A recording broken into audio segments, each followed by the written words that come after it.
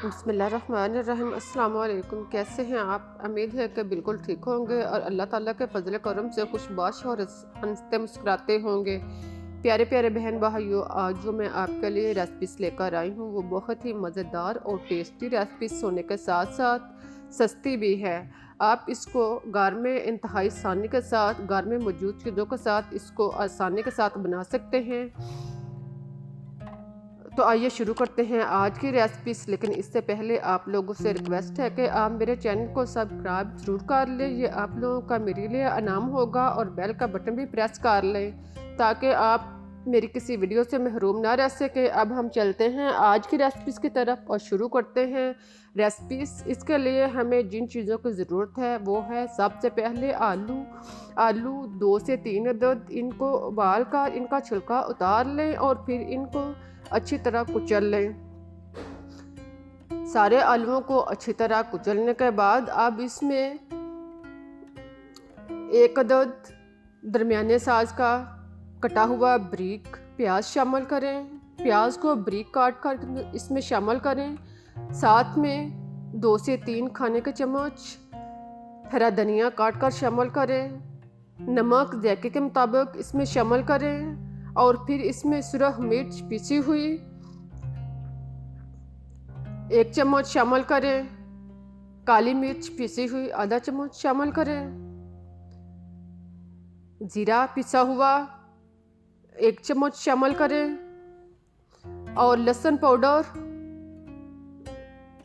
1 चम्मच शामिल करने के बाद इन सब को अच्छी तरह मिक्स कर लें। सारे मसाला जात को हाथ की मदद से खूब अच्छी तरह आलूओं में मिक्स करें और फिर इसमें 2 चम्मच ब्रेड क्रम्ब्स के डालें। ब्रेड क्रम्ब्स डालने के बाद अब इसको आलूओं में खूब अच्छी तरह मिक्स करें और इन सब मसाला जात को यकजां कर लें। जब सारे मसाला जात अच्छी तरह आपस में यकजां हो जाएं तो फिर इसके 1 मुट्ठी जितना अमेज़ा लें और इसको मुट्ठी में दबाकर गोल कर लें। पहले मुट्ठी में दबाएं और फिर दोनों हाथों की हथेलियों पर रख कर इसको घुमाएं और इसको गोल बनाते जाएं।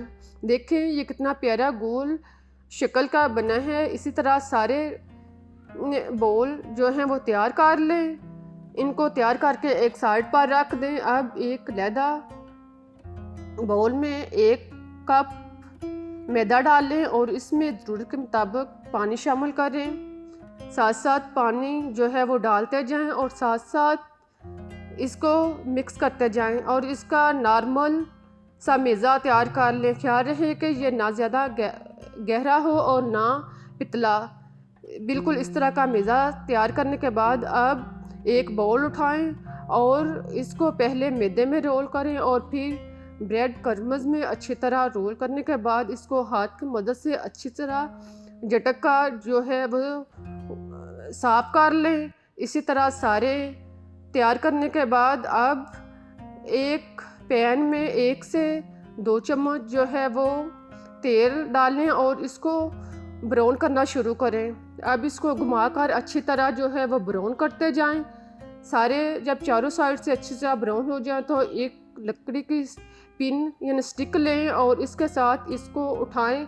देखें कितना अच्छे लग रहे हैं। अब इसको प्लेट में इसकी गार्निश करें। स्टिक जो है वो अगले बोल के मुंह में डालें और इसी तरह इसके स्टाइलिश के साथ बनाकर पेश करें। आई होप कि आपको मेरी ये रेसिपीज बहुत पसंद आई होगी। मुझे इजाज़त दें, फिर मिलूँगी एक नई रेसिपीज़ के साथ। तब तक के लिए अल्लाह हाफिज़।